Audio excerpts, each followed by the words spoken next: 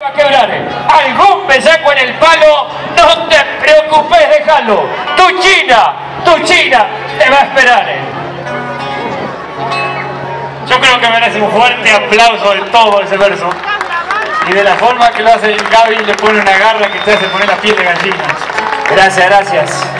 La mujer del jinete es la que sufre siempre, la que espera en el puesto de una estancia, la que hoy, gracias a las tecnologías, a lo mejor se puede saber si llegó bien a la jineteada, la que hoy, gracias a la tecnología, quizás una foto de recuerdo se llevó porque se ganó el primero, la mujer del jinete aquella que cuando el hombre viajaba no había ni un celular y se escuchaba a través de una radio, ganó Juan, ganó Pedro, o salió campeón en el broche de oro. ¿Sabés que ganó?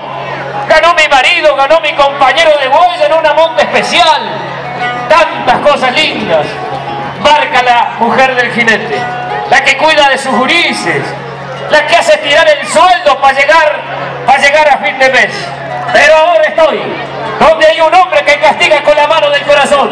Me voy con mi amigo Victoriano Villarroel. Arranco en 6-2 picazos, señores. Allá lo vemos al hombre, más bien afirmadito, trancándole los estribos. Lo sigue buscando, se quiere apagar el candil de los corcovos. Lo vuelve a encender el hombre cuando es tiempo. Es tiempo de Los Ángeles, la guarda. Tiempo de usted, pasador.